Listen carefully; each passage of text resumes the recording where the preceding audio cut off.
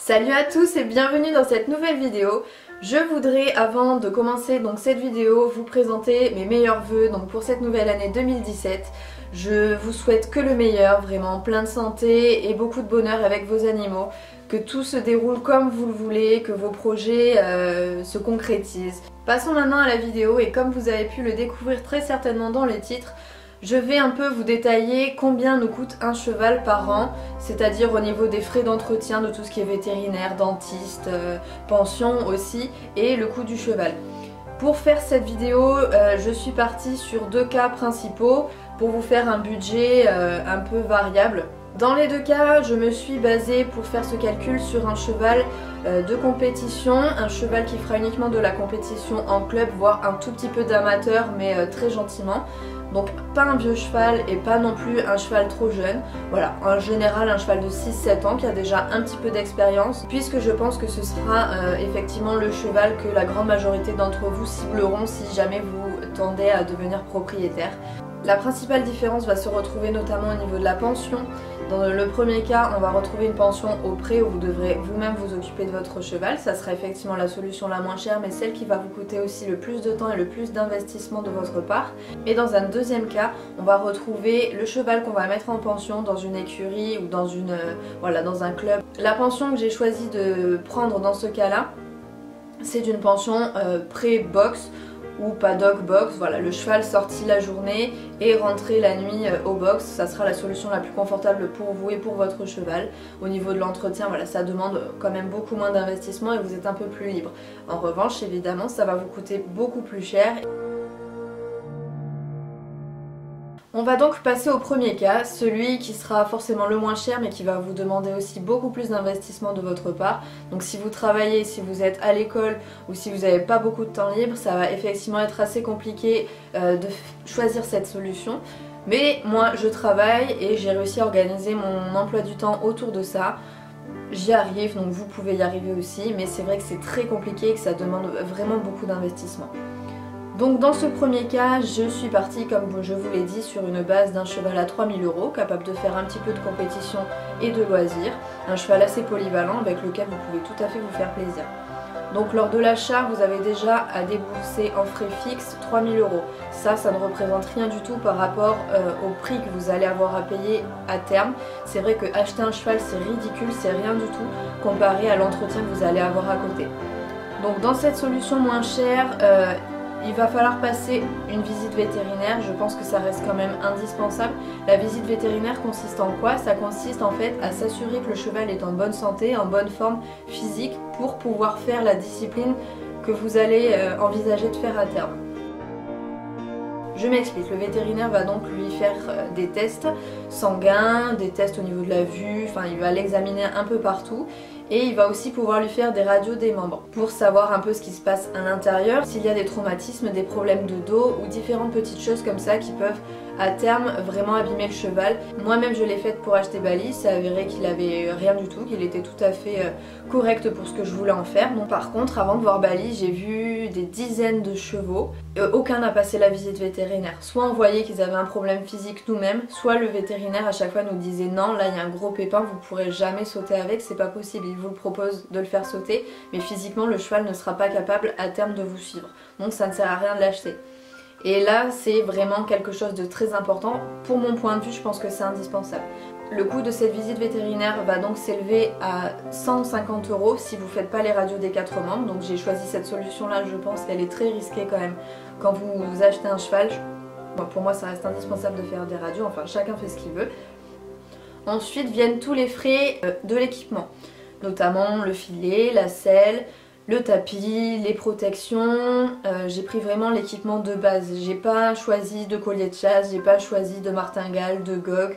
J'ai pas choisi toutes ces petites choses là qui viennent s'ajouter et qui sont un petit peu du surplus, des choses qui sont loin d'être indispensables, pour pas que le budget soit justement beaucoup trop élevé. Je ne parle pas non plus de votre équipement à vous, je suis uniquement partie sur l'équipement du cheval.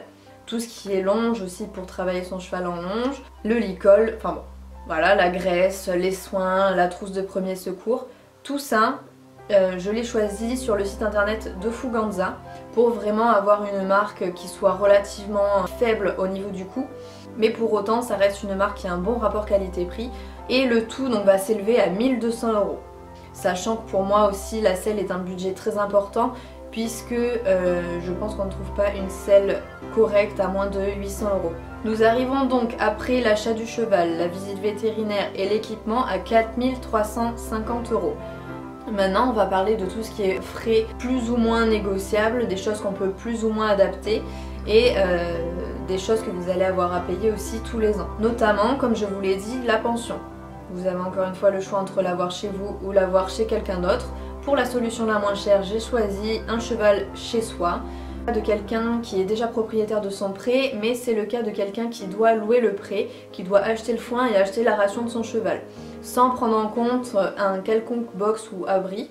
Vraiment un pré vierge où vous n'avez pas à entretenir la litière, vous n'avez pas à faire toutes ces choses-là, où vous n'avez pas de sellerie non plus. Donc ça vous fera 100 € de plus à débourser chaque mois pour l'hébergement de votre cheval. On va parler maintenant du maréchal. Donc je suis encore une fois partie sur une base la moins chère possible, c'est-à-dire un cheval qui n'aura absolument aucun fer. Un cheval qui sera paré des 4 membres, donc juste un coup de lime de la part du maréchal sur ses pieds. Vous en aurez en moyenne pour 400 € par an. Ensuite, au niveau du vétérinaire, vous avez des frais fixes, tout ce qui est vaccin et vermifuge qui reste indispensable et quasiment obligatoire.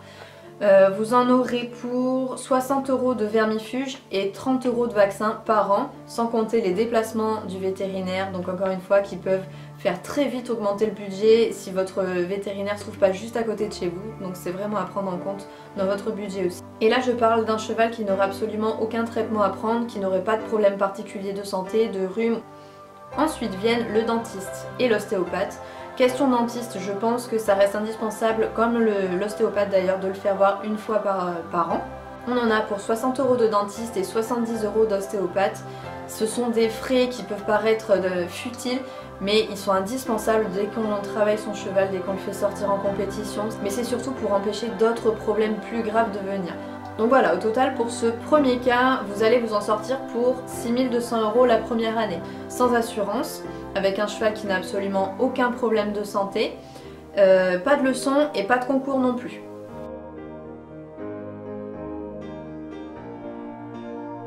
Passons maintenant au second cas. Donc dans ce cas-là, ça va être un peu plus cher. J'ai pris le cas d'un cheval à 4000 €, donc un cheval peut-être un petit peu plus performant que le premier. J'ai pris comme base une visite vétérinaire à 250 €, donc j'ai pris en compte que vous alliez faire des radios des 4 membres, c'est pourquoi j'ai ajouté 100 € au précédent forfait qu'on avait fait dans le premier cas. Au niveau de l'équipement, je n'ai absolument rien changé, on est toujours à 1200 €. Ces frais-là sont donc les frais fixes qui restent indispensables quand vous achetez votre cheval. On va maintenant passer à la pension, donc c'est là où le budget va être le plus important et c'est ce qui va creuser un sacré trou. Donc comme je vous l'ai dit, on part sur une pension pré-box où le cheval sort la journée et est rentré au box la nuit.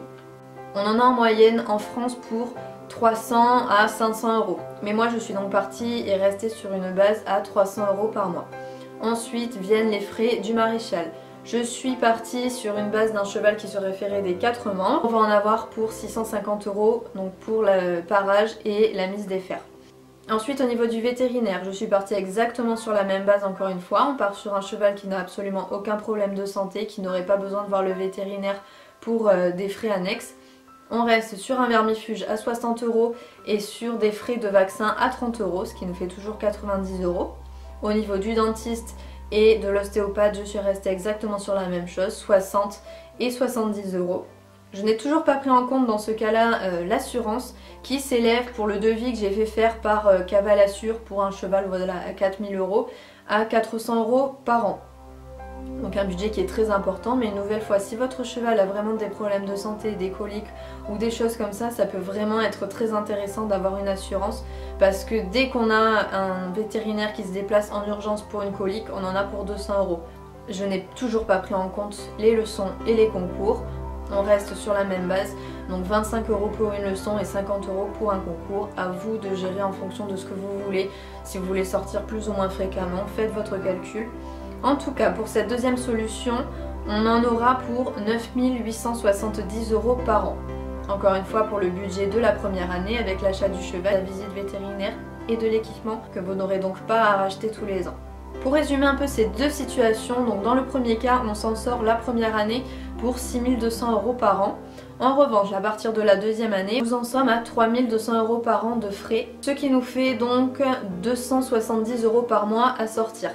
Dans le deuxième cas, donc nous sommes à 9 870 € par an. Encore une fois, ce sont les frais de la première année avec l'investissement du cheval, du matériel et de la visite veto.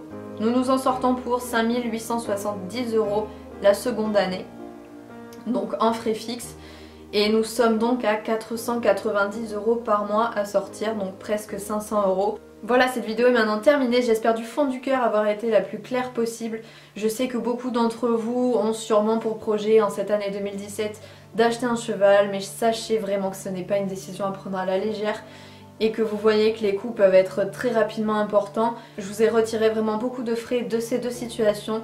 Donc prenez ça en compte. J'espère en avoir aidé pas mal d'entre vous, avoir aidé peut-être les parents aussi. Acheter un cheval, ce n'est pas une chose qui se prend à la légère, ça peut rapidement être un gouffre financier.